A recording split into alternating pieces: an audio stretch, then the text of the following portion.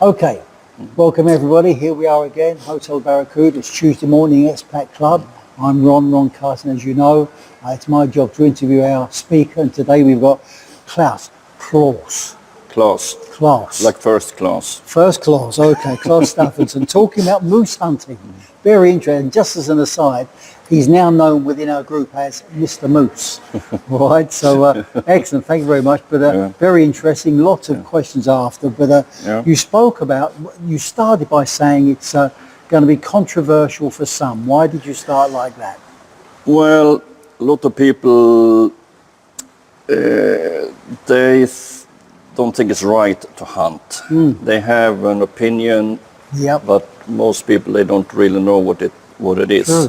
True. And they see on TV and so on, in newspapers, the bad. I mean, have you ever seen a good news? Something positive? No, it is war, and it's starvation, and it's some nature catastrophe.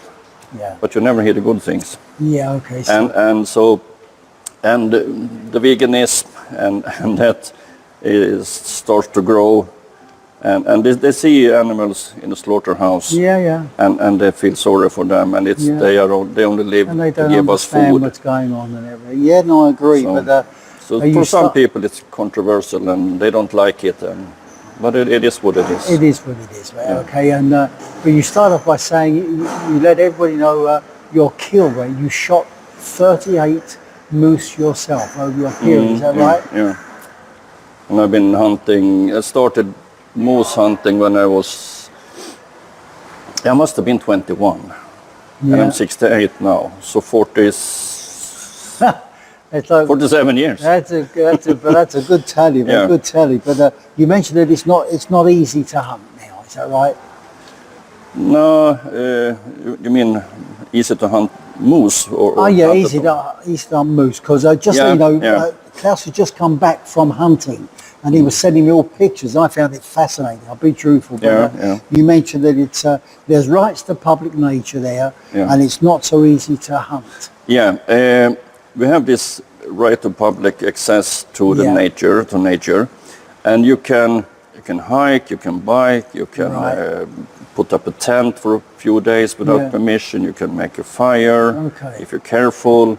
You cannot cut down trees for the wood for the fire, but you can take what you find dead wood on the ground. You can canoeing. You can put in a boat. You can you can go fishing the whole coastline for free, and the 5 big lakes in Sweden.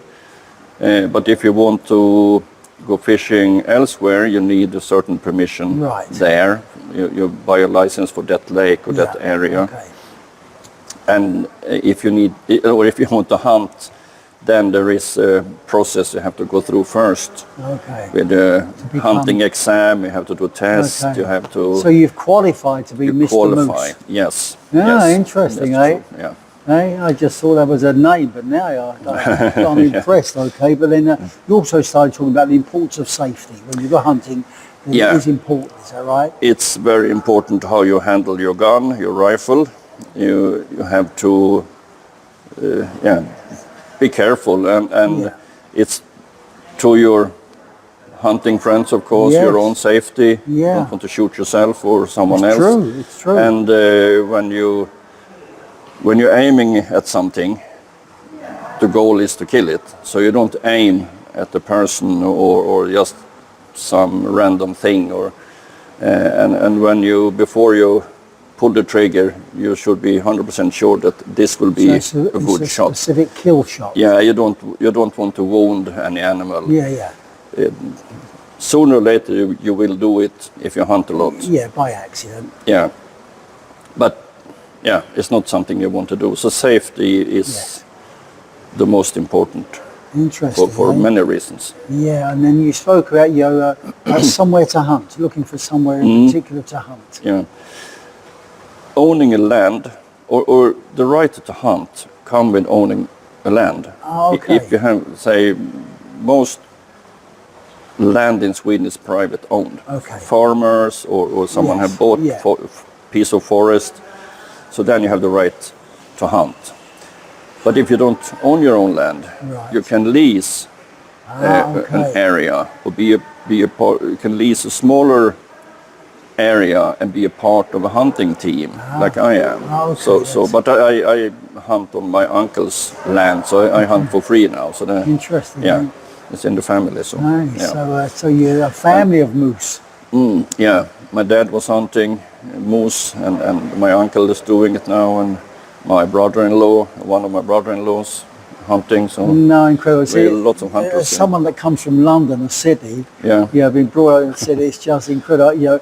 My only thing was going to finding somewhere with a river somewhere. It took me ages. Okay, but fishing in the tents. Yeah. But anyway, and then you moved on to moose dogs and wolves. Yeah, when we hunt in say the Nordic countries, Finland, Norway, and Sweden, and parts of Russia, Siberia, we use dogs, and it's Spitz type of breeds. Yeah. Specialized for that type of hunting, and we have. There are more breeds, but there are 4 major. There's one that's origins from a county that's called Jämtland in Sweden. We have the Norwegian moose greyhound. Yeah. You have the Karelian bear dog from Finland, and the Russian Laika. That's 3 different kind of Laika. And there's 2 others breeds too, but they are not so common. Are they specific for hunting moose or animals like moose? Yeah, also bear hunting, badger actually. Interesting. I use them for that, and for wild boar. And lynx sometime. Yeah. But they have also other dogs for that. Interesting. Yeah. What about the wolves? Yeah, and we have. Some people say it's not many, but if you're a hunter and you have them in your area, they are too many. But we have like approximately 400 up to 500 wolves in Sweden. See, it doesn't sound a lot. But no, as you say, if they're in your area, but they are not. a lot. They are not in the whole of Sweden. Okay. Because 2/3 down, they are not allowed to be, because that for the Sami people to have their reindeers. Okay. So they are in a small part of Sweden. Yeah. And the problem is that they see them as competitors. They see the dogs as competitors. So they chase them down and kill them. And so that's why we have this. Yeah, you put the GPS on your dogs. Yeah, we have the GPS on them. So, and you have an app on your phone. You can see where they are. And even if you have wolves in the area, but they have huge habitats, maybe 150,000 hectares. Wow. And you never know where they are if it's not snow. Yeah. If it's snow, you can see the tracks. But it can happen sometime that the wolf pack is coming into your hunting area. Yeah. Then it's important to get, to find the dog quick. Yes. And if they are not barking at the moose, you don't know where they are if you don't have a tracker. So you can see, okay, they are 500 meters there, and the handler can go. I see. Find the dog, and so it does, because you don't want to find your dogs killed and eaten by wolves. And most people have the dogs as a family member. Of course. I agree with you. Sleep with the kids, and So, and then, but anyway, so getting back to the moose. The moose numbers are dwindling. You mentioned. Sorry. The moose numbers are dwindling. They're getting less. 1982, we shot almost 180,000 moose in Sweden. And I don't know how many the population was, say, before the hunt, but it must have been like 800,000 moose in the country. But because of traffic accidents, they eat a lot of pine wood in the winter. That's their main food in the winter time, if they don't have a lot of bushes and other things. And so the forest companies and the private, let's say, landowners, they want to reduce the number. And also because we have more wolves now and a lot of bears that kill a lot of calves every spring. You still hunt them even though it's dwindling. Yeah, but you don't get this.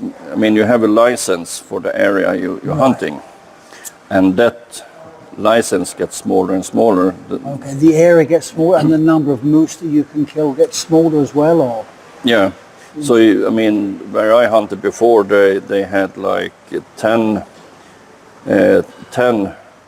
adults, so 5 cow, 5 bulls, Whoa. and 10 calves. Yeah. Now we have 3 bulls, 3 cows, and 6 calves. So it goes down. But yeah, where we are in the northwest, Yeah. we are lucky. We have no wolves, we have bears, but it's quite stable, the population of moose there. That's Yeah, important. Yeah.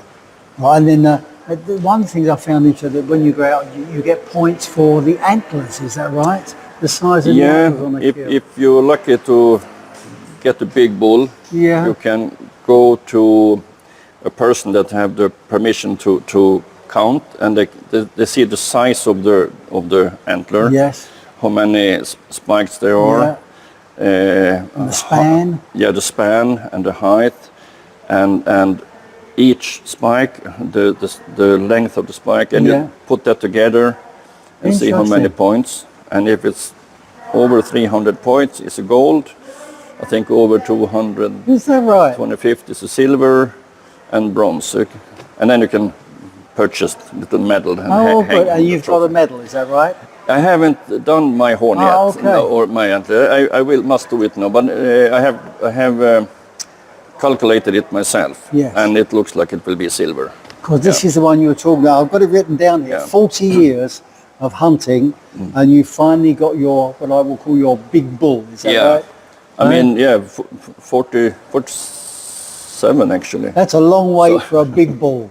Yeah, and that's every moose hunter's dream, Yeah, to interesting. one day get a big bull. All right, okay, then you've got to measure and get your silver thing and take a photo and send it to I will me do or that. us or whatever Yeah, it is. Yeah. No, Klaus, brilliant, mate. Okay, and listen, thank and look, Klaus is one of our on our team. So sadly, as team members, we don't get a certificate, but you get a healthy pat on the hand. Yeah, and I have made speeches before, so I think I have 3 certificates. So Oh, then I don't know why. Okay, then I owe you one certificate. I'll present it next week to you. no, but it's okay. I have. You've got so many certificates on his wall and antlers. Mate. Yeah, All right, mate. Listen, thank you very much. Appreciate it. yeah. okay? Thank you. It was Right. it was Good fun. to have you back and good to have your talk. All right. So here we are. Listen, every Tuesday, come along. It's the Expat Club, Hotel Barracuda, and good breakfast, good company, good topics, good everything. See you next week. See you.